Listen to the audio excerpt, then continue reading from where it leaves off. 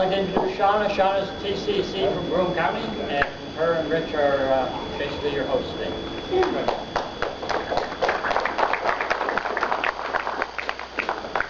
Thank you all for coming. As Mark said, my name is Shawna. Libertarian Party of Broome County. First of all, thank you to Rich Broome County Chairperson for the Libertarian Party of Broome County for assisting the state committee in finding a venue here in Broome County. I have been honored with the glorious burden of welcoming you. For those of you who may not be aware, Binghamton is the home of Rod Serling, creator of Twilight Zone. I am one of the first 10 graduates of the Rod Serling School of Fine Arts.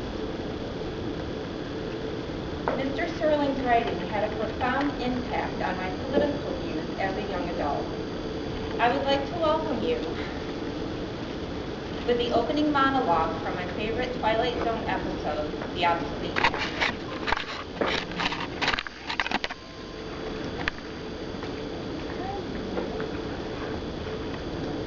Submitted for your approval.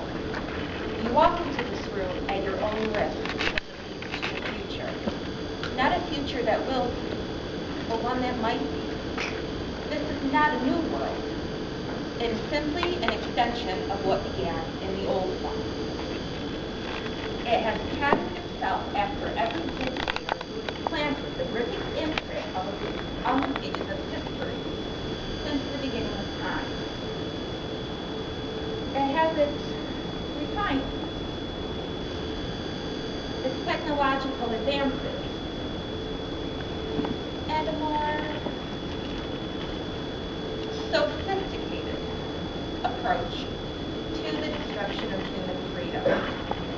And like every one of the super states that preceded it, it has one item to it. Logic is an enemy, and truth is a menace.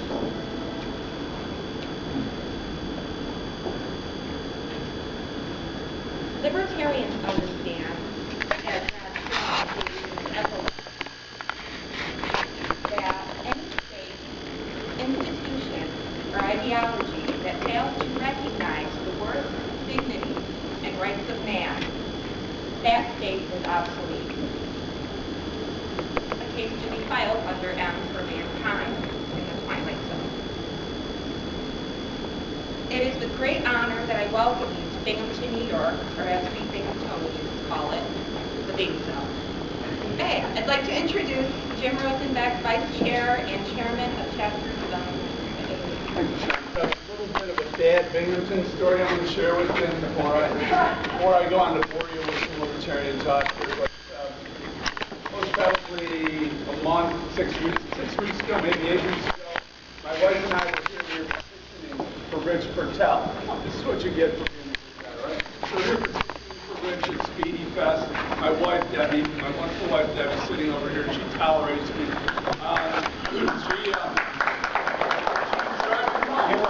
Driving home from Speedy Fest, and we're making the turn. Some of you probably know the bridge. Making a left-hand turn. In the turning lane, there's 2 green lights, both green, and there's a little red arrow sort of off to the left. She waits, nobody's coming, the light's green. She turns onto the ramp to go north on 81. Police officer pulls her over, gives her a ticket for making an illegal turn, and tells her what a favor he did for her because he could have charged her with something worse. And Mark Bugowski was in the car too, and nobody saw the arrow. Obviously a green light. To make a long story less boring, my wife says, this is bullshit. We're going to come back and fight this. So we come back. A couple weeks ago, we drive back here, and we talk to the assistant DA. Assistant DA says, this is simple. If you give us $200, we'll make this go away. You just pay us an application fee to then go and take an online driving course, wherever you want, do it online if you want, and then pay them for that, and we'll make this go away, and then we keep the $200. Because it isn't a fine that you share with the state, it's just an extortion. So actually we used to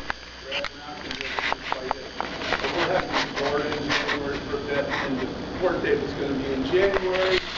So we said, screw it, we got to pay the $200. So we mailed a check for $200 to this county. And I'm a bit of a hypocrite today because I said, I'm not spending another dime in that damn county again. And I'm going to tell all the businesses why, because you're extorting money from us. But heck, I paid him $15 today, so did she. So we're a little bit of hypocrites, but isn't there some hypocrisy in all of this from time to time? But we're going to get that $200 back. We're going to make sure we do it. But let me say thanks for allowing me to speak today. And thank the chair, thank the state committee.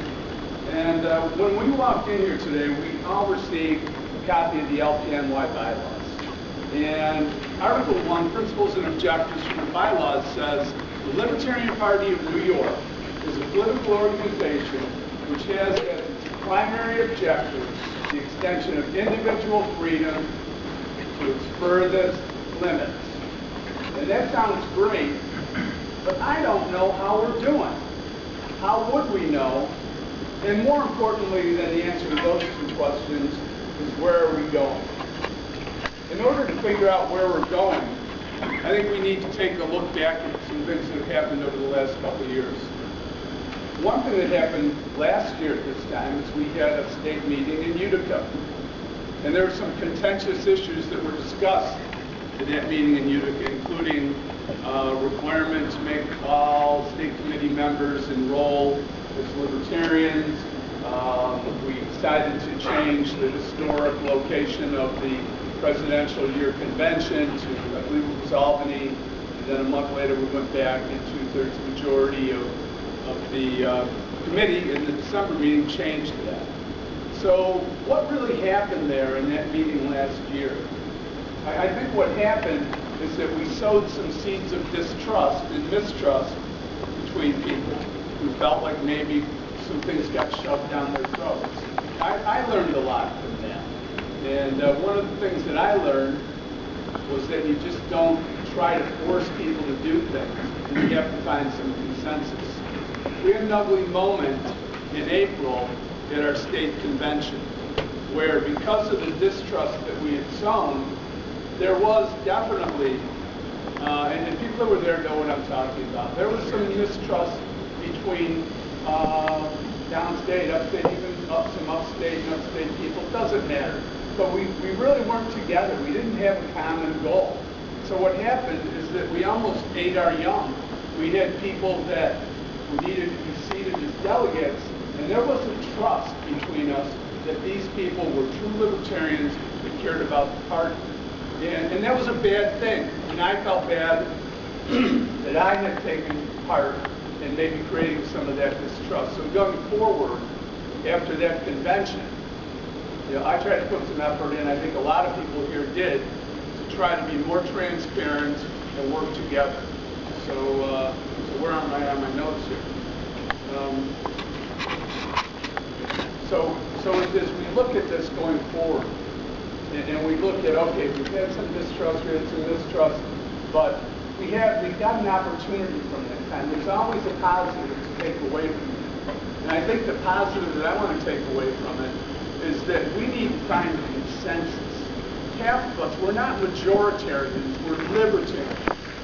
Half of us plus one cannot dictate to everyone else what we're going to do. So my hope for today is that we can find things that we have consensus in. Because during elections, even though there was some contention about the candidates, we pretty much pulled together for a common goal. I think it was a great point for the state. We were able to come together and do those things. But we don't know. Right now, we do not have a state budget. We don't have a state budget for this organization. One of the reasons for that, I believe, is that we don't have consensus about where we're going. I read Article 1. I think it sounds beautiful. I just don't know what it means. Right now, if we polled this room, I think some people would say our biggest goal is to get 50,000 votes in a gubernatorial election in 2018 so that we get ballot access, and they would stomp their fist and say that's the number one thing. Everything we do, all fundraising should be focused on that. If I asked Larry Sharp, I think he'd say, hell no, I want to win that election. I don't want 50,000 votes. Okay? And there may be other people in here that would say, we want to build chapters. We want to enroll Libertarians. That's the key. Other people might say, we have to focus on local elections. Those are all good things. But where do we share consensus? Because we can't get to a point where we have consensus on our goals. We can't get to a point where we can build a budget. And that is extremely important. How do we know where we're going? It's like, we're on a trip, but we don't know what the destination is. So really, I think that's what we need to do. I want to talk just a little bit more about the idea of 50,000 votes, if really we believe that that is important. This year, in the presidential campaign, we spent, I believe, something in the area of $70,000 in order to get ballot access. $70,000. And that was with a lot of help from the Johnson campaign and the National Party.